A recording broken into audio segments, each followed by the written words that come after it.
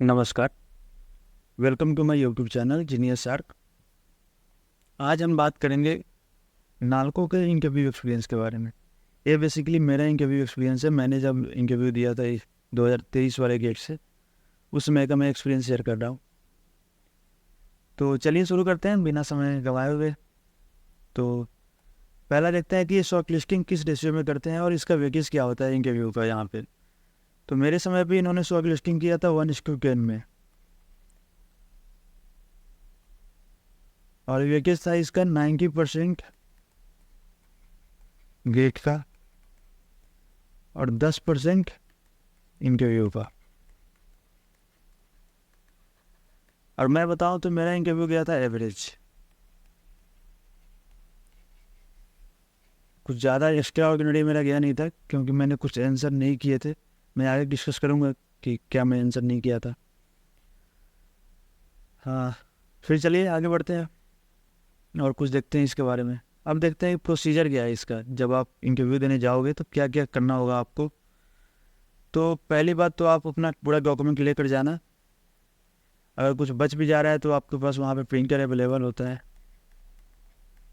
अगर आप किसी का जेरोक्स लेके नहीं गए हो तो वहाँ पे आप जेरोक्स निकाल सकते हो। जेरोक्स मशीन भी रहती है वहाँ पे, प्रिंटर भी रहता है, तो आप सारी चीज़ें निकाल सकते हो। व्हाट्सएप से लॉगिन करके या मेल करके अपना निकाल दो वहाँ पे। तो पहला होगा कि आपको रिपोर्ट करोगे लगभग कितने बजे, 9 बजे के आसपास रिपोर्टिंग टाइम रहता है इनका।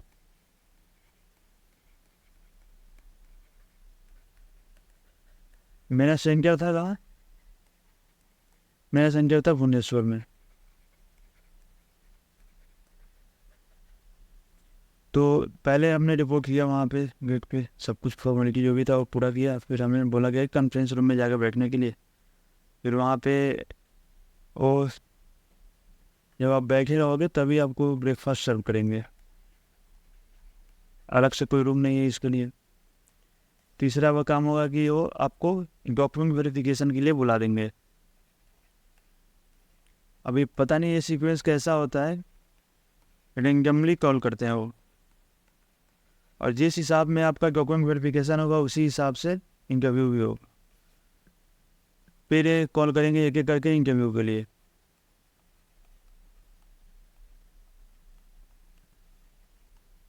फिर 1 बजे के आसपास लंच देते हैं, और लंच इनका काफ़ी सही था। ठीक है, तो चलिए और आगे बात करते हैं इंटरव्यू में क्वेश्चन क्या क्या थे और मैं क्या क्या बोला था, जिससे मैं बोल रहा हूँ कि मेरा इंटरव्यू एवरेज था। तो देखते हैं क्या था। चलिए, तो वहाँ पे पूरा मिला के 6 लोग थे, 6 पीपल थे, 6 पैनल मेंबर थे।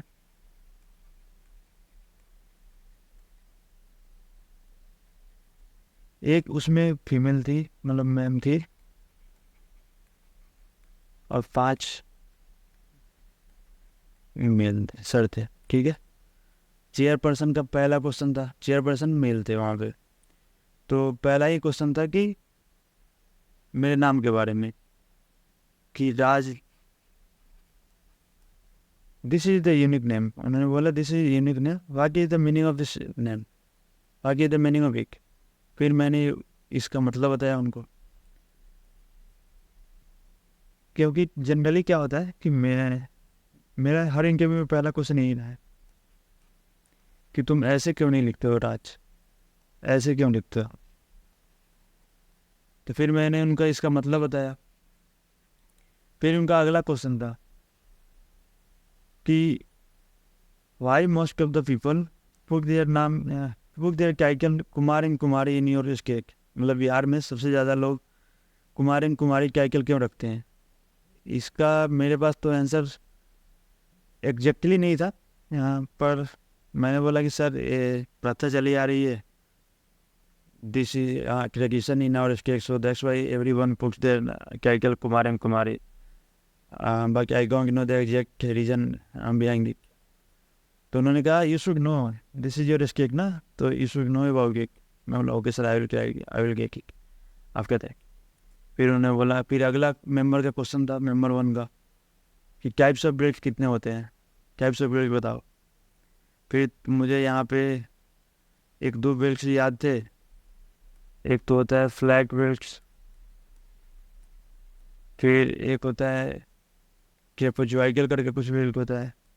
तो मैं इसमें कॉन्फिडेंट नहीं था, एग्जैक्टली क्या होता है मुझे पता नहीं था, उस समय याद नहीं आ रहा था। तो फिर मैंने इनको बोला कि sir I don't know exactly the answer of this question but I know only flat braking trapezoidal brake. तो उन्होंने इसके बारे में बताया, मैंने बताया उनको।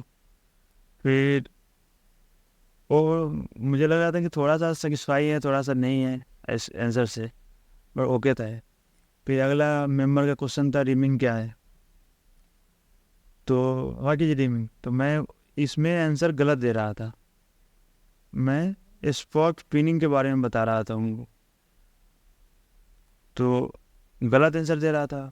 फिर उन्होंने बीच में टोका मुझको कि are you sure this is the correct answer. फिर मुझे अचानक से आ गया कि रिमिंग वो बोरिंग और ग्रिलिंग की बात करते हैं, ये स्मूथनिंग प्रोसेस है ये। तो मैं उनको इसको एक्सप्लेन किया, फिर उन्होंने स्माइल किया कि मतलब ये लगा कि हाँ सही आंसर है। पर शुरुआत में मेरा आंसर गलत जा रहा था, उनको बीच में इंटरवेंशन के बाद मैं अपना आंसर सही किया और उसके लिए सॉरी बोला कि sorry for the previous answer. फिर अगला मेंबर, हाँ फिर वही था कि उनका क्वेश्चन था कि इसका यूज़ कहाँ करते हैं। तो मैं बोला कि सर स्मूथनिंग प्रोसेस में इसका काम करते हैं, फाइनल फिनिशिंग इसी के थ्रू किया जाता है। तो ये मैंने इसका आंसर किया था। फिर अगले मेंबर का क्वेश्चन था बियरिंग क्या होता है। फिर मैंने उनको बताया बियरिंग क्या होता है। फिर वो बोले कि बियरिंग का केवल स्पेरिकल शेप ही होगा कि कुछ भी हो सकता है। फिर मैं वहाँ पे एक ना रेक्टेंगुलर ब्लॉक रखा हुआ था कुछ, मैं बोला सर ये भी बियरिंग के रूप में काम करेगा, जो एक दूसरे को सपोर्ट करे, जो मतलब किसी को सपोर्ट प्रदान करे उसको हम बियरिंग बोल सकते हैं। फिर वहाँ पे वो सेटिस्फाई लगे।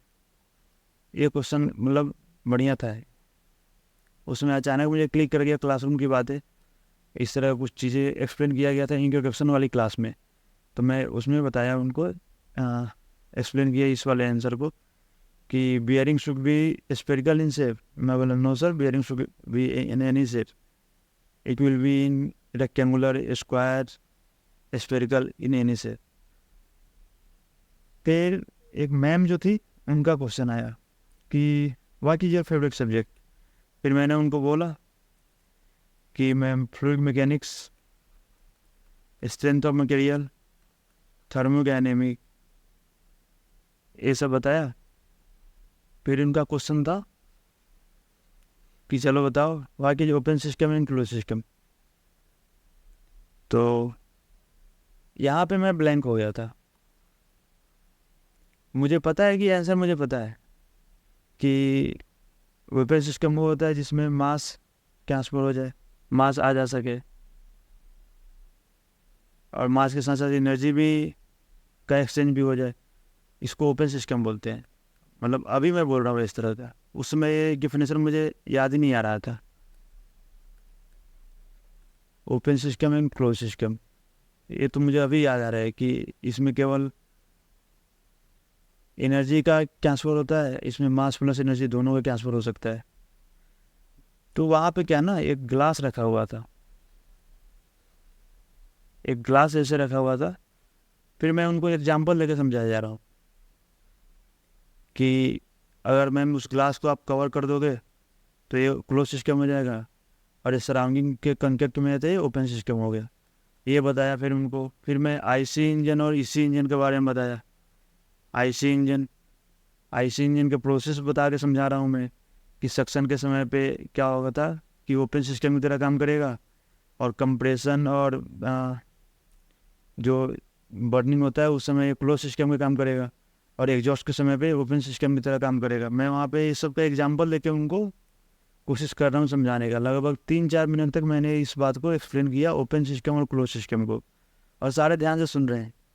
उनको भी लग रहा है कि क्या वाहियात बातें कर रहा है, मतलब मुझे ऐसा लग रहा था कि उनको लग रहा होगा कि यही वाहियात बातें कर रहा है, इतना सिंपल से क्वेश्चन के आंसर को इतना लंबा चौड़ा करके बता रहा है, जो कि बताना नहीं चाहिए था। इंटरव्यू में किसी भी गुमराह नहीं किया जाता इंटरव्यूअर को, बस मैं वहीं किए जा रहा था फालतू में।